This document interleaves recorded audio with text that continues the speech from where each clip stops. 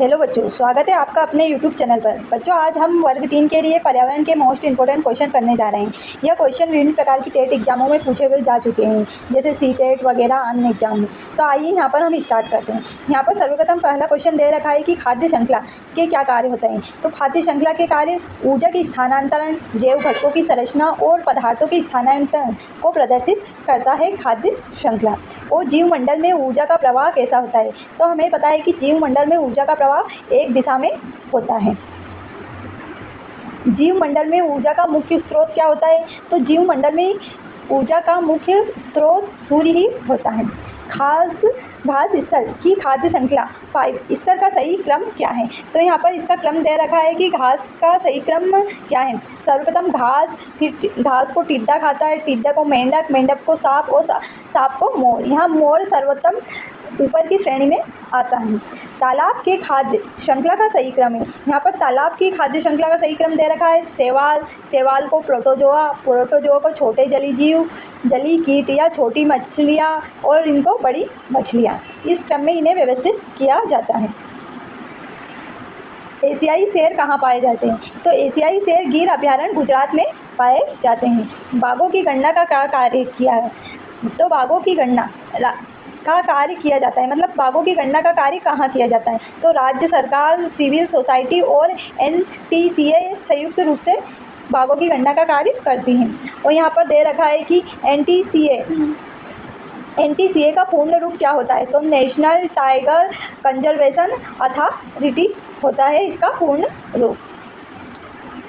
जैव ईंधन नीति लागू करने वाला देश का पहला राज्य कौन सा था। तो जैव ईंधन को नीति को लागू करने वाला देश का पहला राज्य राजस्थान था। पर्यावरण संरक्षण अधिनियम 1986 में कुल कितने अध्याय एवं धारा हैं। तो इसमें 4 अध्याय और 26 धाराएं दे रखी हैं। पर्यावरण संरक्षण अधिनियम 1986 की धारा 4A के तहत जिला पर्यावरण संरक्षण का अधिकारी होता है। तो इसका अधिकारी कलेक्टर होता है। दक्षिण भारत में एपिको आंदोलन की शुरुआत हुई, जिसके प्रणेता कौन हैं। तो दक्षिण भारत में एपिको आंदोलन की शुरुआत हुई थी, इसके प्रणेता पांडुरंग हेगड़े थे। एपिको का क्या अर्थ होता है। तो यहाँ का इसका क्या अर्थ होता है, पेड़ों का आलिंगन। और भारत में ओजोन परत की सर्वाधिक मोटाई है। तो इसकी सर्वाधिक मोटाई श्रीनगर है। भारत में ओजोन परत की सबसे कम मोटी परत है। तो यह कहाँ पर है, त्रिवेंद्रम में है। कणिकी प्रदूषण को समाप्त करने के लिए किस युक्ति का प्रयोग किया जाता है। तो ग्रेविटी सेटलिंग चैम्बर एवं फेविक्विक फिल्टर साइक्लोन कलेक्टर का आंसर यह होगा। और आगे देखते हैं हम। संयुक्त राष्ट्र द्वारा वर्ष 1994 में ग्लोबल एनवायरनमेंट फैसिलिटी GEF गठन किस उद्देश्य से किया गया है। तो इसका गठन क्यों किया गया था। तो ग्रीन हाउस गैसों के उत्सर्जन पर रोक लगाने के लिए, वैकल्पिक गैसों को तैयार करने के लिए की प्रौद्योगिकी को ढूंढने और विभिन्न देशों को मुहैया कराना ही इसका प्रमुख उद्देश्य था। अगला क्वेश्चन करते हैं हम कि वर्तमान में संपूर्ण विश्व में GEF में कितने सदस्य हैं। तो 164 सदस्य हैं। स्मॉग सिटी ऑफ इंडिया किसे कहा जाता है। तो यह कोलकाता को कहा जाता है, अत्यधिक प्रदूषण के कारण। हरित लेखांकन या ग्रीन अकाउंटिंग किसे कहते हैं। तो प्रदूषण एवं पर्यावरण क्षति के आकलन को ध्यान में रखते हुए देश की राष्ट्रीय आय के मापन करना इसका कार्य होता है। और धूम नगर स्मॉग सिटी संयुक्त राज्य अमेरिका के किस नगर को कहा जाता है। तो शिकागो को कहा जाता है। ओजोन संरक्षण दिवस कब मनाया जाता है। तो यह 16 सितंबर को मनाया जाता है। ओजोन परत के नुकसान से क्या खतरे हो सकते हैं। तो ओजोन परत से त्वचा रोग, हिमखंड पिघलने का खतरा रहता है, जिसे बाढ़ एवं गर्मी बढ़ने का खतरा भी रहता है। फसलों और समुद्री जीव को भी इससे खतरा होता है। CNG का पूर्ण रूप क्या है। तो CNG का पूर्ण रूप है कंप्रेस्ड नेचुरल गैस होता है। क्लोरो प्रोटोकॉल का संबंध किससे है। तो इसका संबंध होता है जलवायु परिवर्तन से। और भोपाल गैस त्रासदी की घटना कब घटित हुई थी। तो यह सन 1984 में भोपाल में हुई थी। लाइकेन सबसे अच्छे सूचक किसके माने जाते हैं। तो यह सबसे अच्छे सूचक वायु प्रदूषक के माने जाते हैं। 1984 की भोपाल गैस त्रासदी की घटना यूनियन कार्बाइड प्लांट में किसका रिसाव हुआ था। तो इसमें हुआ था मिथाइल आइसोसाइनाइड गैस का। प्रदूषित जल से कौन सी बीमारियां होती है। तो इससे टाइफाइड, पीलिया, हैजा, पेचिस और मियादी बुखार होती हैं। ब्लूबेरी सिंड्रोम होता है। तो यह किससे होता है? नाइट्रेट से होता है। जल प्रदूषण के कारक हैं, तो क्या कारक है? नाभिकीय ऊर्जा अपशिष्ट, कृषि पदार्थ, औद्योगिक अपशिष्ट, उपरोक्त ये सभी जल प्रदूषण के कारक में आते हैं। पृथ्वी के उष्मायन से क्या तात्पर्य है? तो ग्रीन हाउस गैसों के द्वारा पृथ्वी के तापमान में वृद्धि हो जाना ही पृथ्वी उष्मायन का कारण होता है। विश्व उष्मायन प्रमुख कारण क्या होता है? तो इसका प्रमुख कारण होता है ग्रीन हाउस गैस है। विश्व उष्मायन का कारण है, तो यह किससे होता है? वायु प्रदूषण के कारण होता है। वायु प्रदूषण के कारक यहाँ पर दे रखे हैं, तो कौन कौन से? कार्बन मोनोऑक्साइड CO से प्रदर्शित करते हैं, carbon dioxide CO2, sulphur dioxide SO2, chlorofluorocarbon CFC और धूल प्रदूषक इसके कारक होते हैं। विश्व उष्मायन का एक कारक है, तो इसका एक मुख्य कारक है वाहनों से निकलने वाली गैस। फ्रेयान गैस किसे कहा जाता है? तो CH3 या क्लोरोफ्लोरोकार्बन को फ्रेयान गैस कहा जाता है। सल्फर डाइऑक्साइड SO2 के प्रमुख स्रोत हैं, तो सल्फर डाइऑक्साइड के प्रमुख स्रोत कौन से? वाहन, तेल, रिफाइनरी, ताप बिजली घर इसके प्रमुख स्रोत हैं। विश्व उष्मायन का एक कारक है, तो विश्व उष्मायन का एक प्रमुख कारक है वाहनों से निकलने वाली गैस। यहाँ पर दे रखा है फ्रेयान गैस किसे कहते हैं? तो फ्रेयान हमने पढ़ा था क्लोरोफ्लोरोकार्बन CFC को कहते हैं। और यहाँ पर दे रखा है कि सल्फर डाइऑक्साइड SO2 के प्रमुख स्रोत हैं, तो कौन से हैं? वाहन, तेल, रिफाइनरी, ताप बिजली घर इसके प्रमुख स्रोत हैं। यहाँ पर दे रखा है जीवभार का पिरामिड, घास का मैदान, पारिस्थितिक तंत्र। तो इसका पिरामिड कैसा होता है? घास का मैदान का पारिस्थितिक तंत्र का पिरामिड होता है सीधा। तालाब का पारिस्थितिक तंत्र का पिरामिड कैसा होता है? तो उल्टा होता है। ताजा पानी का पारिस्थितिक तंत्र दे रखा है यहाँ पर, और यहाँ पर दे रखा है जलीय पारिस्थितिक तंत्र दे रखा है। जीव संख्या का पिरामिड, यहाँ पर परजीव, यहाँ पर विभिन्न प्रकार के पिरामिड दे रखे हैं।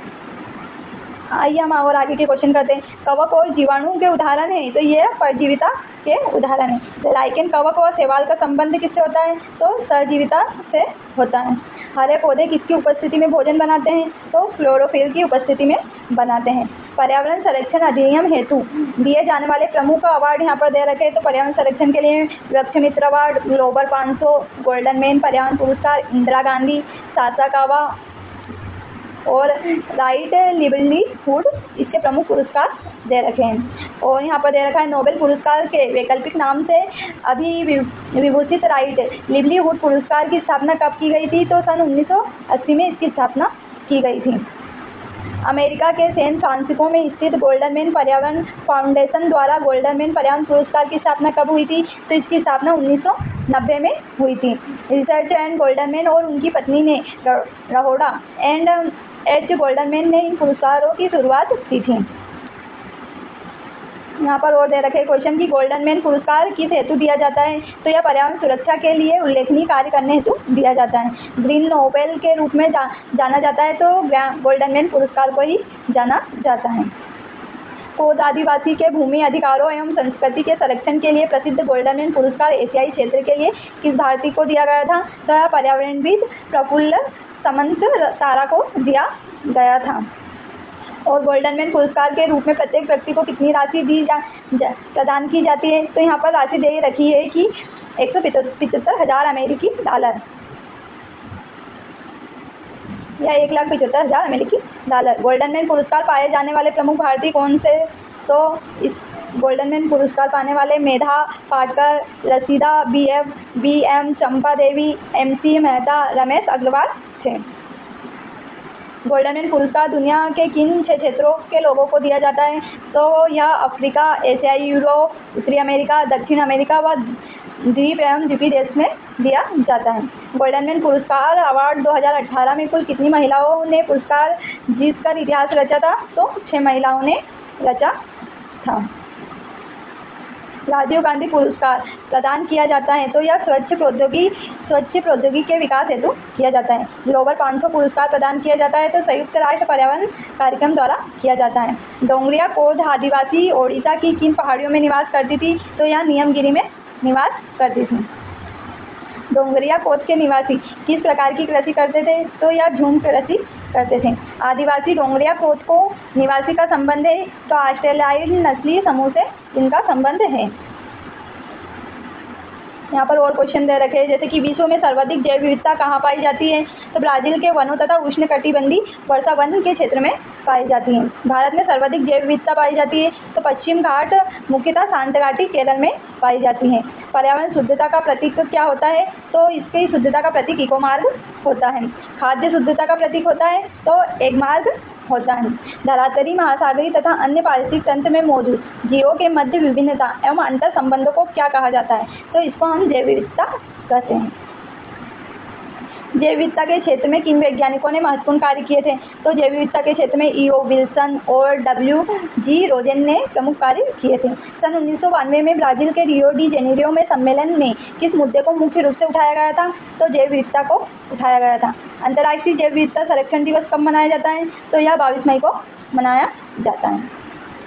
संयुक्त राष्ट्र महासभा द्वारा अंतर्राष्ट्रीय जैव विविधता दिवस मनाने का निर्णय कब किया गया था? तो यह 20 दिसंबर 2000 को किया गया था। वर्ष 2018 में अंतर्राष्ट्रीय जैव विविधता दिवस की थीम क्या थी? तो 22 वर्षों की कार्रवाई का उत्सव इसकी प्रमुख थीम थी। और यहाँ पर और दे रखा है कि CBD का पूर्ण रूप क्या होता है? जैव विविधता अभिसमय इसका होता है। जैव विविधता अभिसमय में कुल कितने अनुच्छेद हैं? तो इसमें कुल 42 अनुच्छेद हैं। जैव विविधता अभिसमय को वर्ष 2018 में कितने वर्ष हो गए थे? तो इनको 25 वर्ष हो गए थे।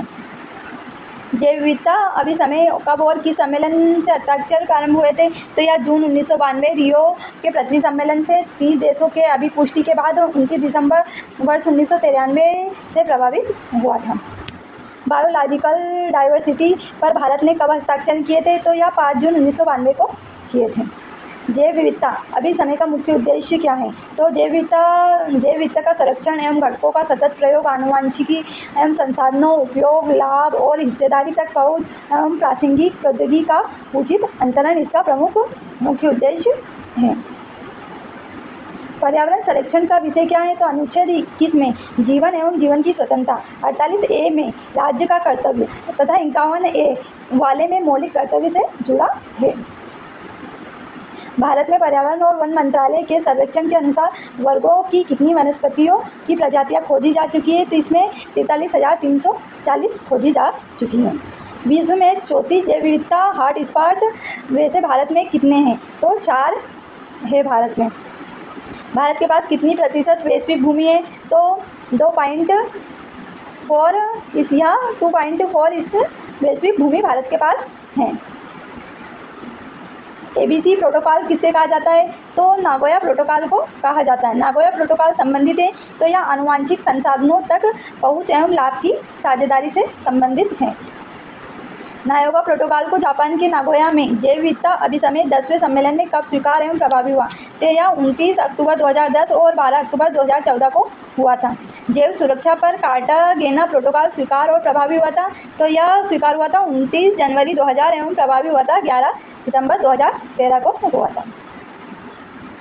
यहाँ पर कुछ क्वेश्चन और दे रखे कि जैव विविधता आवश्यक है तो क्यों आवश्यक है? प्राकृतिक एवं पर्यावरण संतुलन को बनाए रखने के लिए। जैव विविधता की कमी के दुष्परिणाम क्या है? तो प्राकृतिक आपदा जैसे बाढ़, सूखा, तूफान के खतरे और बढ़ जाते हैं। इससे नगरीकरण व औद्योगिकरण से हानिकारक है, जैसे कि जैव विविधता पर्यावरण एवं पारिस्थितिकी संतुलन के विकास के लिए।